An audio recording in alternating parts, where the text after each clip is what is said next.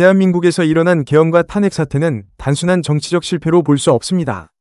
국가 운영의 기본 원칙에 따라 국민이 대통령을 투표로 선출했지만 그 대통령이 법과 제도를 무시하여 나타난 상상할 수 없었던 재난이었습니다. 결과적으로 보면 내가 대통령을 잘못 선출한 결과라고 해도 틀리지 않습니다. 유권자가 대통령을 잘못 뽑을 수밖에 없었던 구조적 원인을 잘 분석해 놓아야 앞으로 다시는 지금과 같은 잘못을 반복하지 않을 것입니다.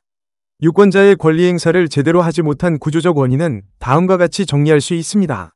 우선 지도자의 자질 검증에 주의를 기울이지 않았습니다. 유권자들은 진영 간의 갈등으로 인해 서로 편가르기만 했지 정작 후보자를 살펴보지 않았습니다.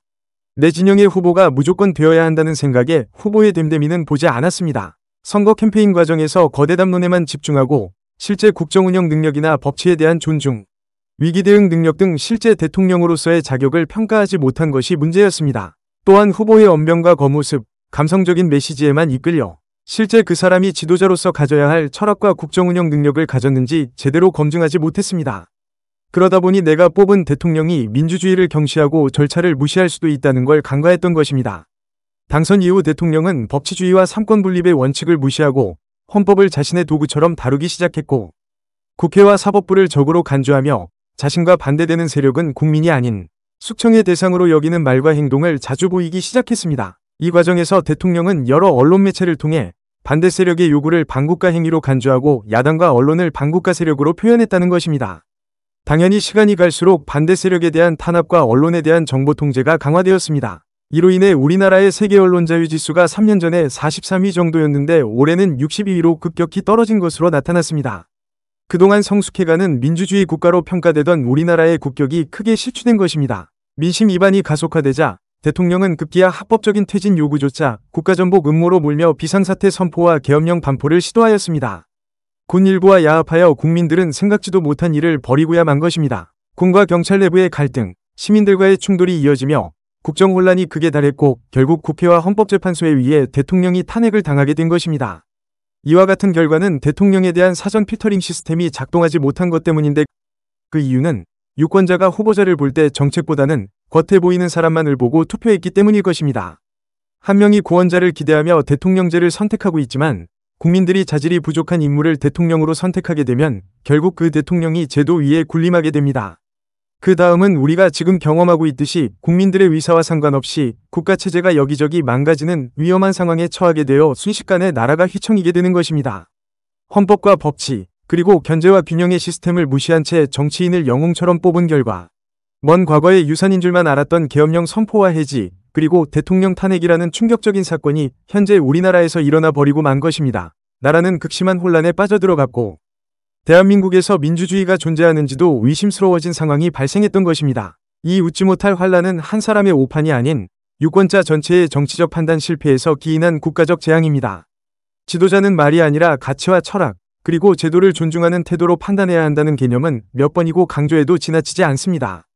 다음 선거에서 우리는 더 이상 나와 같은 고향 사람이, 내 진영의 사람이, 내 편이, 날 닮은 사람이 아니라 국가를 법안에서 이끌 수 있는 사람, 타협과 협치를 할 수 있는 사람, 권력의 유혹보다 헌법을 더 존중하는 사람을 선택해야 합니다. 현명한 국민 한 사람 한 사람이 대통령을 잘 선택하는 것이 대한민국의 생존과 번영에 제일 중요한 일임을 현재 우리는 다시 한번 확인하게 됩니다. 대통령에 대한 선택, 그걸 잘하는 것이 나라를 위하는 일이며 우리가 다 같이 잘 사는 일이니 유권자의 선택 기준을 개개인이 명확히 가지고 이번 선거에 임하기를 바라봅니다. 대통령을 잘 뽑는 7가지 선택 기준을 제시하겠습니다. 첫 번째 기준은 이 후보자가 진짜 국민을 위한 사람인가입니다. 공약이 화려한 말잔치인지 실제 국민의 삶을 이해하고 개선하려는 실천 계획인지 구분해야 합니다. 현장 경험과 국민과의 소통 능력, 그리고 약자 보호 정책을 꾸준히 강조해온 후보가 누구인지 주목해야 합니다. 대통령은 오직 국민을 위해 존재합니다. 국가의 운영은 권력을 휘두르는 게 아니라 국민의 삶을 지키고 개선하는 책임을 실천하는 것입니다. 진짜 국민을 위하는 사람은 표를 얻기 위해 선심성 공약을 남발하지 않고 장기적인 비전을 제시합니다. 국민의 삶 속으로 들어가 그 고통과 기쁨을 함께 나누려는 공감 능력을 갖춰야 합니다. 대파 가격이나 버스 승차요금도 모르는 사람을 우리는 대통령으로 뽑았습니다. 선거 때 말로만 국민을 외치는 이가 아니라 과거의 행적과 행동에서 국민을 위해 노력하고 애쓴 기록이 있어야 합니다. 그는 권력을 사유화하지 않고 국민이 주인이라는 사실을 깊이 체화한 사람입니다. 국민이 어려울 때 먼저 손 내밀고 기득권보다는 약자의 편에 서는 사람이 국민의 지도자입니다. 대통령은 대통령 관저안이 아니라 골목길 민심을 알아야 합니다. 우리는 국민을 위한다는 말을 몇 번 했느냐보다 그것을 어떻게 실천해 왔는지를 평가해 봐야 합니다. 그 사람이 진짜 국민을 위한 사람입니다. 두 번째는 탄핵 정국을 어떻게 평가하고 있는가입니다. 헌법 질서와 국민의 민심을 어떻게 이해하고 존중하는지를 통해 위기 상황에서의 판단력을 알 수 있습니다. 탄핵을 당파의 논리로만 접근하는지 법치와 민주주의의 가치로 보는지를 따져봐야 합니다. 탄핵은 헌법이 허용한 합법적 절차이자 대한민국 국민의 주권 행사의 중요한 방식입니다. 이번 탄핵 사태를 어떻게 인식하고 해석하느냐는 후보의 민주주의에 대한 이해도를 가늠할 수 있는 중요한 잣대입니다. 계엄을 내가 군림할 수 있는 단순한 정치 수단으로만 인식하는 사람은 법치와 헌정 질서에 대한 존중이 부족합니다. 잘못된 계엄에 대해 헌재가 내린 탄핵 인용을 반대하고 헌재를 부정한다면 그는 대통령의 자격이 없습니다. 반대로 탄핵 절차를 민주주의의 작동 사례로 보고 그 교훈을 미래 통치에 반영하려는 사람은 제도와 민심을 존중하는 인물일 가능성이 높습니다. 역사의 평가를 감정적으로 왜곡하거나 정략적으로 이용하려는 후보는 책임 있는 지도자의 자격이 없습니다. 우리는 후보가 과거를 어떻게 말하는지를 통해 미래를 어떻게 그릴지를 엿볼 수 있습니다. 이번 계엄과 탄핵 과정을 통해 얻은 교훈은 권력의 사유화와 대통령 권한 남용은 국가 위상과 나라 경제에 치명적인 피해를 준다는 점이며 이를 성찰하는 자세가 후보자에게 필요합니다. 특히 헌법의 한계를 스스로 자각하고 권력의 유혹을 경계할 수 있는 인물인지 판단하는 것이 중요합니다. 이번 사태의 교훈을 부정하거나 회피하는 사람은 똑같은 실패를 반복할 수 있습니다. 이 질문은 개인에 대한 단순한 평가가 아닌 민주주의에 대한 지도자의 철학을 묻는 중요한 이슈입니다. 셋째는 후보자가 헌법을 준수하고 법의 테두리 안에서 정치를 하는가를 보아야 합니다. 두 번째 주제와 연관되기는 하지만 지난 3년간의 혼란과 이번 대통령 탄핵을 피부로 체험하고 보니 헌법 관련 이슈는 분명히 다시 강조하지 않을 수 없습니다. 권력을 사유화하거나 절차를 무시하고 편법으로 밀어붙인 과거가 있는 후보는 위험합니다. 법을 수단이 아닌 기준으로 삼는 사람이 진짜 지도자입니다. 대한민국은 헌법 위에 세워진 나라입니다. 대통령이 헌법을 존중하지 않으면 민주주의는 흔들리고 국민의 권리는 침해됩니다. 헌법을 따르는 지도자는 자신에게 불리한 조항이라도 지켜야 할 약속으로 인식합니다. 헌법의 기본 정신은 권력의 분산과 견제, 그리고 국민 주권입니다. 법을 편의적으로 해석하거나 무해하려는 행위는 민주주의의 기본 원칙을 훼손하는 것입니다. 대통령이 되기 전부터 법치에 대한 신념을 어떻게 실천해 왔는지를 살펴야 합니다. 법의 테두리에서 정치를 한다는 건 적법한 절차를 따르고 국민 앞에 설명할 줄 아는 사람이라는 뜻입니다. 법 위에 선 지도자는 없으며 법 아래에 국민을 세우는 지도자도 위험합니다. 헌법을 경시하는 지도자 아래서는 국민의 자유도 기업의 활동도 안전할 수 없습니다. 법의 정신을 말이 아니라 삶으로 실천한 사람이 필요합니다. 네 번째, 권력남용 가능성이 있는 인물인가입니다. 권력의 사유화, 측근 및 가족에 대한 특혜 제공, 헌법, 질서 위반 등은 국민의 신뢰를 저버리는 행위입니다. 대통령으로서의 책임과 의무를 다하지 못하는 것입니다. 권력남용은 반드시 검토해야 하는 대통령의 자격 요건입니다. 권력남용 성향을 가진 후보를 구분하기 위한 핵심 판단 기준은 조금 더 관심을 가져야 할 수 있습니다. 검찰, 경찰, 감사원 등 국가 권력기관에 대해 정치적 중립성을 강조하는가, 아니면 내가 권력을 장악해야 한다는 인식을 드러내는가, 전 정권 수사를 무기로 삼거나 내가 지휘하겠다는 후보는 권력 집중형 성향이 강하다고 평가할 수 있습니다. 후보가 자신의 가족과 측근의 문제를 투명하게 공개하고 책임지려 하는가를 평가하십시오. 정치 공작이다. 수사하지 말아식의 대응은 권력 남용의 징조입니다. 또한 사적 인연을 공적 영역에 끌어들이려는 태도는 반드시 경계해야 합니다. 후보의 연설과 토론, 인터뷰 등에서 헌법, 법치, 절차, 국민 기본권이라는 단어가 자주 등장하는가를 보셔야 합니다. 반면 법은 결과가 중요하다. 국민이 원하면 뭐든 된다는 식이면 위험합니다. 권력에 대한 감시자인 언론을 어떻게 대하느냐도 지도자의 본심이 드러나는 지점입니다. 언론을 가짜뉴스로 몰고 시민단체를 정치 세력으로 폄훼한다면 경계하고 다시 생각해야 합니다. 과거 장관, 시장, 검사, 의원 등으로 재직할 당시 권한을 어떻게 썼는가는 중요한 판단 기준입니다. 독단적 결정, 내부 견제 무시, 보고 생략, 찍어내기 등 권위적 리더십을 반복한 사람은 선택함에 있어 반드시 주의하세요. 반면 반대 의견을 경청하고 조직 내 다양한 목소리를 조율했던 이력은 긍정적 신호입니다. 다섯째는 경제를 살릴 사람인가입니다. 기업과 노동, 사회적 약자 모두를 아우르는 균형 감각이 있는지를 봐야 합니다. 지속 가능성과 분배, 혁신 성장을 함께 고민하는 후보가 진짜 경제를 살릴 사람입니다. 경제는 곧 국민의 삶입니다. 경제를 살릴 후보는 단기적인 수치를 자랑하기보다 지속 가능한 성장의 길을 아는 사람일 것입니다. 그는 일자리의 질과 양을 고르게 높이고 중소기업, 자영업자, 청년 등 실생활의 현장을 아는 감각을 지니고 있어야 합니다.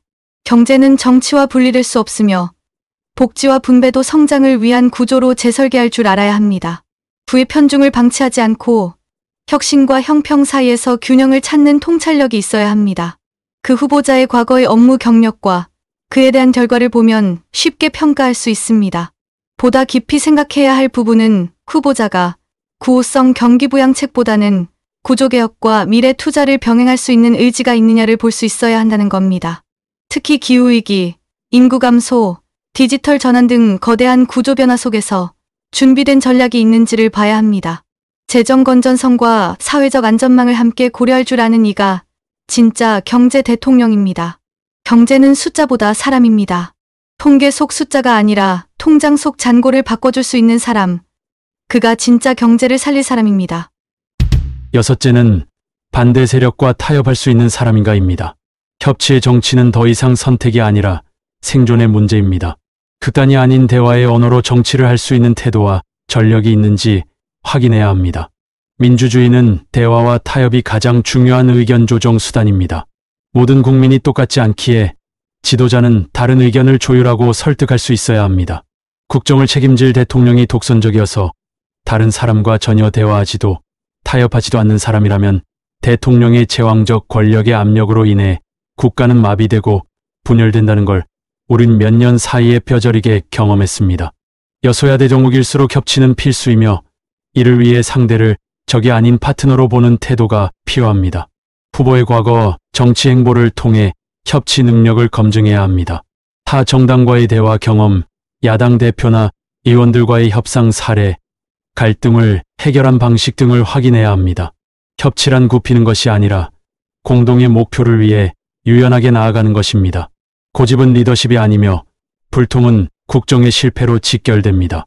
국민은 싸움이 아니라 제대로 된 결과를 원하기 때문에 누가 잘못했는지도 다 잘 판단하고 그에 반응합니다. 소수여서 한편이 무시당하는 상황을 시민들이 모를 거라고 생각하지 마세요. 우리나라 국민들은 대부분이 나라 살림에 관심이 있으며 깨어있어 역동적으로 움직입니다. 어느 누구와도 국민의 삶을 위해 대화와 타협을 할 수 있느냐가 국민을 위한 정치를 할 수 있는 사람인지 판별하는 중요한 가늠쇠가 됩니다.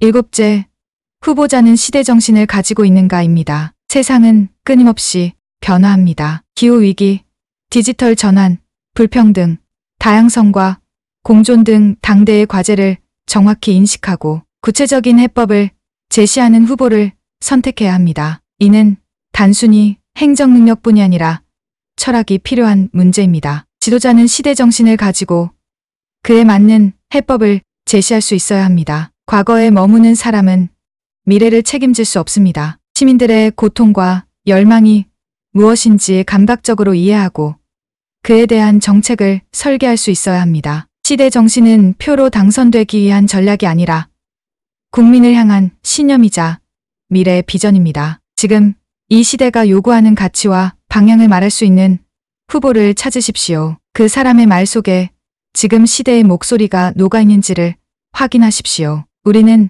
과거의 인물을 뽑는 것이 아니라 미래의 방향을 선택하는 것입니다. 우리는 또 한 번 국가의 미래를 결정할 역사적인 기로에 섰습니다. 한 표는 작지만 그것이 향하는 방향은 거대합니다. 이번에 우리는 묻고 따지고 선택해야 합니다. 다시 한번 묻고 또 물어야 합니다. 그 사람이 진짜 국민을 위하는 사람인가? 그는 헌법과 법치를 따르는 사람인가? 민주주의를 가볍게 여기는 자에게 국정을 맡길 수는 없습니다. 탄핵으로 대통령을 파면시킨 국민의 선택을 어떻게 해석하는가? 최근 2번의 대통령 탄핵을 후보자가 어떻게 생각하고 말하는지가 그 사람의 법치 감각을 드러내는 것입니다. 법 위에 군림하는 사람이 되어서는 안 됩니다. 진실을 외면한 자는 언제나 법을 비웃습니다. 헌법의 이름으로 공정하게 통치할 수 있는 후보자인가를 판단해야 합니다. 반대 세력과도 협력할 수 있는 태도를 가졌는가? 그는 분열이 아닌 통합을, 갈등이 아닌 소통을 선택할 수 있는가? 정치는 혼자 달리는 질주가 아닙니다. 타협하지 못하는 지도자는 결국 국민을 갈라놓습니다. 그가 말하는 경제는 숫자 노름이 아닌 사람의 삶을 말하는가? 다시 말하면 권력을 위한 공약인가? 삶을 위한 약속인가를 분별해야 합니다. 고용을, 청년을, 노인을, 자영업자를 함께 품은 공약이 있는가를 봐야 합니다. 우리는 대통령 한 명이 아닌 앞으로의 대한민국을 뽑습니다. 이 사람은 지금 우리가 살아가는 시대를 제대로 읽고 있는가? 그의 정책 속에는 시대의 흐름과 미래의 감각이 살아있는가? 과거의 방식만 고집한다면 미래는 없습니다. 우리에게 필요한 것은 기술이 아니라 통찰입니다. 분열이 아니라 연대입니다. 그리고 그 중심에는 반드시 사람, 국민, 우리가 있어야 합니다. 정치는 권력의 완성이 아니라 국민을 위한 봉사의 시작입니다. 대통령이 국민 위에 군림하던 시대는 끝났습니다. 이제는 국민 곁에서, 국민 속에서 함께 걸을 수 있는 지도자가 필요합니다. 기억해 주십시오. 우리는 단순히 지도자를 고르는 것이 아니라 우리 아이들의 미래를 결정하는 것입니다. 우리의 삶, 우리의 나라, 우리의 희망은 한 사람의 선택에서 시작됩니다. 내 선택이 대한민국을 바꿉니다. 그 선택이 여러분입니다. 대한민국을 믿습니다. 그리고 여러분을 믿습니다. 구독과 좋아요는 관심과 사랑입니다.